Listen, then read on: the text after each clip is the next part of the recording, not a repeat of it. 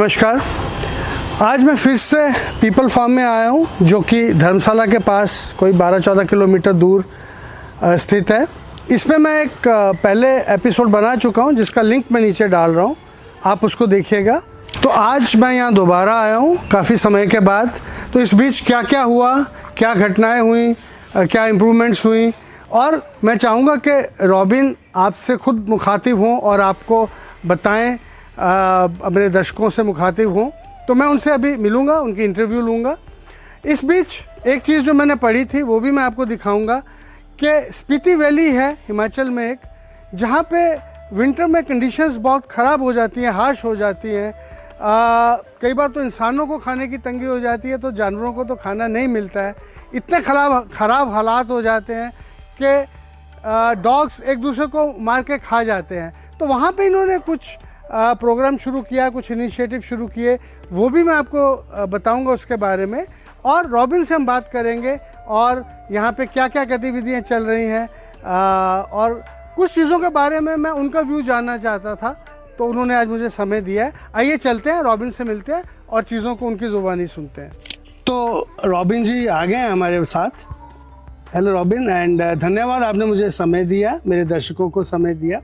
तो जैसा कि मैंने आपसे कहा था, मैं कुछ चीज़ों पे आपका नज़रिया समझना चाहूँगा। वीगन एक बड़ा इन थिंग है, बड़ा बज़ वर्ड है आजकल, लेकिन आपके जो मैंने विचार पढ़े, देखे और आपकी जो मैंने वीडियो सुनी, मुझे बड़ा अच्छा लगा। तो डिफरेंट एस्पेक्ट्स है वीगन के, मैं आपसे जानना चाहता हूँ कि आप इसके बारे में क्या कहना चाहेंगे। देखिए, वीगन शब्द जो है बेशक नया शब्द है, ये पश्चिम से आया है, पर जो ये सिद्धांत है वो बहुत पुराना सिद्धांत है, जो अहिंसा का सिद्धांत है। तो यही है कि भाई हम जो अपना जीने के लिए खाना खा रहे हैं, हम कपड़ा पहन रहे हैं, उसमें हिंसा हम न्यूनतम पे रखें। तो उसी चक्कर में जो वीगन लोग हैं वो मांस नहीं खाते, अंडा नहीं खाते। भाई मांस में तो क्रूरता साफ दिख रही है, अंडे में क्या है, लोगों को लगता है अंडा तो ऐसे ही, अंडे में क्या क्रूरता है। चक्कर ये है कि अंडे के लिए जो मुर्गियाँ 2-2 साल कैद में रहती हैं, उनके साथ क्रूरता होती है। फिर वीगन लोग दूध नहीं पीते। यहाँ पे हमारे देश में लोग जो है वो बिधक जाते हैं कि भाई दूध में क्या दिक्कत है, हम गाय को मार नहीं रहे। वो इसलिए दूध नहीं पीते कि गाय का क्या है कि ना, गाय को मशीन की तरह इस्तेमाल किया जाता है अब दूध के लिए। अपने देश में गौ पालन पहले ऐसा नहीं होता था, पर पहले जो अधिकांश जनसंख्या है वो खेती बाड़ी से, एग्रीकल्चर से जुड़ी हुई थी। अब एग्रीकल्चर भी मशीनीकृत हो गया, मैकेनाइजेशन हो गई, बैलों की जगह ट्रैक्टरों ने ले ली, यूरिया खाद की जगह यूरिया ने ले ली। तो इसलिए गाय को मशीन की तरह इस्तेमाल किया जाता है। दूध लिया, छोड़ दिया, जो उसका बछड़ा हुआ हर साल उसको फेंक दिया। भैंस तो सारी काटी जाती हैं, तो ये इंडिया बीफ के टॉप एक्सपोर्टर्स में है।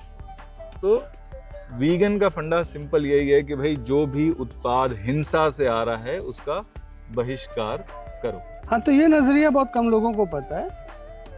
एक मैंने आपकी वीडियो देखी थी, उसमें विग्निश वर्ड आप किसी लड़की ने यूज़ किया था, मुझे बहुत अच्छा लगा। मैं चाहता हूँ कि आप उस किस्से को सुनाएं। देखिए, कई बार क्या होता है कि हम ना ऐसी चीज़ों में जीते हैं, या तो भाई बिल्कुल ही हम परफेक्ट करेंगे, और अगर हम परफेक्ट नहीं कर सकते तो हम नहीं करेंगे, जिसकी सेंस नहीं बनती। भाई अब ये कोई ऐसा नहीं है ना कि हम बिल्कुल कोई कट्टरता वाली बात नहीं है। इसमें बात यह है कि जितना आप प्रैक्टिकली अपनी कंजम्पशन जो है, अपनी खपत वो कम कर पाओ, उतनी जो है प्रोडक्शन कम होगी, उतनी क्रूरता कम होगी। अब कोई बच्चा है, वो उसकी मम्मी उसको फोर्स करती है पीने के लिए, दूध पीने के लिए, तो भाई तुम पी लो, अभी तो तुम निर्भर हो माता पिता पे, तो तुम पी लो। जब दोस्तों के साथ बाहर जा रहे हो तो पिज्जा मत ऑर्डर करो, है ना। तो यही है, तो आप वीगन नहीं हो गए, वीगनिश हो गए। वीगनिश का अगर हम मोटा मोटा देखें तो ये कि आप सिद्धांत समझ गए अहिंसा का, जहाँ पे मजबूरी है वहाँ पे ले लिया। अच्छा, एक मैं देख रहा था, हालांकि आपको लगभग 10 साल हो गए यहाँ पे, आपने बहुत एक अच्छा इस्टेब्लिश कर लिया, लोग आपके कॉन्सेप्ट को समझने लगे, कॉपरेट कर रहे हैं, बट फिर भी कभी कभी आपको वायलेंस, या मैंने एक वीडियो देखा आपको मैन हैंडल भी किया गया, या आपको वो सब फेस करना पड़ता है। तो वो क्या, किस तरह के, मतलब कैसी सिचुएशंस आपको और क्यों आती हैं ऐसी? देखिए, उस सिचुएशन का इस काम से कोई डायरेक्ट लेना देना नहीं है, वो तो आपका मतलब एक सोसाइटी की रियलिटी है हमारे यहाँ पे, कि एग्रेशन जो है हमेशा अंडर द सरफेस रहता है। हमारा जो, आप जिस झगड़े की बात कर रहे हो वो ये है कि भाई हमारी एक पशुओं की सेंचुरी है, हमने रास्ता खरीदा था, ठीक है, बाद में वो मुकर गए, तो जो भी है उस चक्कर में वो कन्फ्रंटेशन थी। तो ऐसा नहीं है, पर कई बार ये भी होता है कि भाई आप किसी पशु को बचाने जा रहे हो, वहां पे लोग भड़क जाते हैं। कई बार आप पशु को ठीक करके छोड़ने जा रहे हो तो कहते हैं यहाँ मत छोड़ो। तो वो रोजमर्रा की लाइफ में भी प्रॉब्लम्स आती हैं। आप किसी सोसाइटी में लगा रहे हो गाड़ी अपनी, तो कोई लड़ पड़ेगा आपसे, गाड़ी यहाँ मत लगाओ वहां लगा लो। तो बल्कि इस काम में क्या है कि जो आपकी रोजमर्रा की लाइफ की प्रॉब्लम्स आती हैं, at least they have a purpose, तो वो प्रॉब्लम्स इतनी बड़ी आपको लगती नहीं है। बट फिर भी जैसे आप ग्रो करते हैं किसी भी फील्ड में, मतलब आपने अब ये सेटअप किया है, एक मकसद बनाया है, एंड यू आर ग्रोइंग, तो जैसे आप ग्रो करते हैं तो आता है, और हर बंदे, हर इंसान चाहे किसी भी फील्ड में हो, we are human beings at the end of the day, तो हमारी कई बार ब्रेकडाउन कह लो, डिप्रेशन कह लो, या लो, यू फील लो, या गुस्सा। दो सवाल हैं। पहला तो ये कि how do you manage that, what tools you use, because ऐसा तो नहीं हो सकता कि आप कितने भी आपने अपने आप को वो किया हो, कभी ना कभी you feel low, you feel irritated, you feel upset, कभी it may be dealing with authorities और विद द पीपल और एनीथिंग। और दूसरा, कई बार आप you are dealing with the lives of the animals, कभी इमरजेंसीज आती हैं, कभी कुछ होता है, तो how do you prioritize? Limited man power है, लिमिटेड रिसोर्सेज है, लिमिटेड टाइम है, तो कई बार आपको पता है कि अभी इसको भी लगी है, वो मर रहा है, तो how do you prioritise the things? ये दो चीज़ें, एक आपकी टाइम मैनेजमेंट और एक आपका गुस्से को कंट्रोल करना, या अपने वापस to be back with your full energy, आप कैसे करते हैं?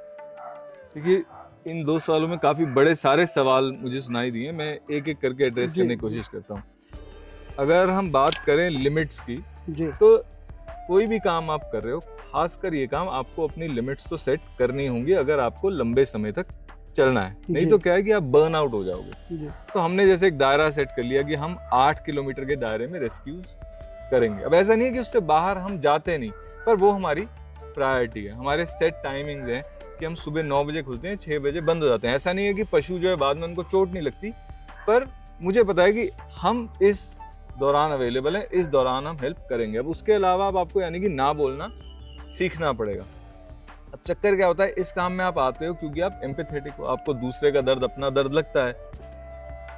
अब आप ना बोलना आपके लिए बड़ा मुश्किल होता है, तो आपको थोड़ा, तो विद प्रैक्टिस, विद टाइम हो जाता है, थोड़ा आपको चीज़ों को डीकपल करना पड़ता है। अब जैसे हमारे यहाँ जो फ़ोन उठाते हैं, उनको लिमिट्स बता दी गई हैं, है ना, उनको पता है कि अगर हमारे पास 70 पशुओं की जगह है तो 71वां पशु नहीं आ सकता।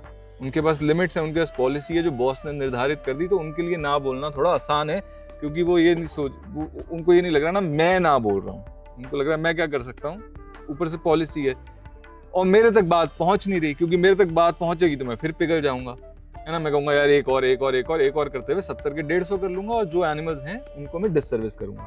तो लिमिट्स की बात तो ये आ गई। दूसरा फिर आता है आपका खुद का माइंड सेट। अब जैसे हमने काम शुरू किया तो आप लगा लो कि भाई मुझे तो ये था, कॉन्फिडेंस की कभी कमी थी नहीं मेरे में, कुछ भी किया हो तो मुझे था मैं तो खत्म कर दूंगा सफरिंग, भाग रहे हैं। फिर आपको बड़ी क्विकली समझ में आता है कि सफरिंग इमेंस है, इन्फिनिट है, और आप बहुत ज़्यादा कुछ नहीं कर सकते, आप थक जाओगे। तो आप मैराथन की तरह धीरे धीरे भागते हो। अब उसमें फ्रस्ट्रेशन हो जाती है कि भाई हम तो धीरे धीरे भाग रहे हैं, सफरिंग तो बढ़ ही रही है, ऐसा करने का क्या फ़ायदा। तो मैं इसको इस तरह देखता हूँ कि देखो भाई, ये ना स्प्रिंट है ना मैराथन है, ये रिले रेस है। मैं आज अगर ये काम कर पा रहा हूँ तो इसलिए कर पा रहा हूँ कि हमारा देश एक उज्जड़ देश नहीं है।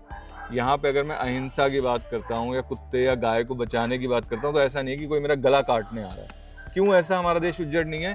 क्योंकि बहुत सारे लोगों ने प्रोग्रेस करी है ना, धीरे धीरे धीरे समाज को एकदम जंगली से यहाँ तक लेके आए।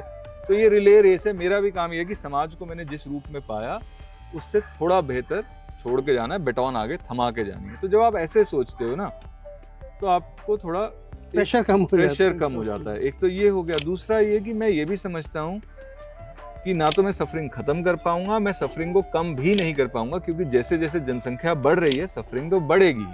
तो मैं इस तरह देखता हूँ कि भाई मेरे होने से सफरिंग उतनी नहीं बढ़ेगी जितनी मेरे बिना बढ़ती। तो भाई तुम्हारा प्रोसेस का एक हिस्सा बन गया। हाँ, तो मेरा जीना वर्थ इट है। तो इस तरह मैं अपने आप को फ्रस्ट्रेट होने से बचा के रखता हूँ। फिर आपका एक और सवाल था, भाई फिर भी आप फ्रस्ट्रेट हो जाते हो तब भी आप कभी ना कभी इमोशनल होता है। प्रेशर हो जाता है, फ्रस्ट्रेट हो जाते हो।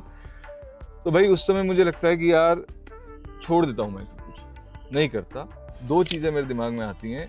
एक कि भाई जो सामने पशु है, जो हमारे कैनल में है, जिसकी टांग टूट रखी है, जिसके ऊपर से गाड़ी निकल गई, क्या मैं उससे अपनी सिचुएशन बदलूंगा इतनी फ्रस्ट्रेशन में भी? नहीं भैया, हम इमोशनली फ्रस्ट्रेटेड, ठीक है, हम नहीं चाहते हमारे साथ इतना दर्द हो। तो थोड़ा वहां से आता है कि यार तुम उससे तो बेहतर ही हो। और दूसरा मुझे लगता है कि यार थक गए, टूट गए, नहीं कर सकते, अगर ये नहीं करोगे तो करोगे क्या? तो मेरे पास कोई चॉइस भी नहीं आती, क्योंकि जब आपको एक बार समझ में आ गया कि जीने के लिए आप सफरिंग कॉज कर रहे हो, करेक्ट, तो आपका समय सिर्फ आपका समय हुआ नहीं। तो अगर मैं ये नहीं करूंगा, अगर मैं सफरिंग कम करने के लिए नहीं जीऊंगा, तो मैं क्या करूंगा? है ना, धर्म कोर्ट में पार्टी करूंगा, तो सेंस नहीं बनती। ट्रू। फिर आपने एक बात करी थी गुस्से की, तो गुस्से का तो ये देखिए, मैं हूँ शॉर्ट टेम्पर्ड, मुझे गुस्सा बचपन से ही बहुत तेजी से चढ़ जाता है, और उसको, ये मेरी एक कमी रही है जिसको मैं कंट्रोल करने की कोशिश करता आया हूँ। तो अलग अलग मैं जुगाड़ करता हूँ। तो मेरे को क्या है, मैं जैसे सामने जिससे व्यक्ति से बात कर रहा हूँ ना, उसकी मुझे कोई बात बुरी लगी, तो मैं यही सोचता हूँ कि भाई ये अगर होता डीसी, है ना, या ये कोई पुलिस वाला होता, तो तुम इससे किस तरह बात करते? तो मैं हमेशा ये बड़ा अच्छा टूल है अपना वैसे। लेके चलता हूँ कि भाई, क्योंकि आपके सामने अगर पुलिस वाला है तो उसकी जो मर्जी गलती हो, आप उस पर चिल्लाओगे हाँ, नहीं। नहीं, राइट।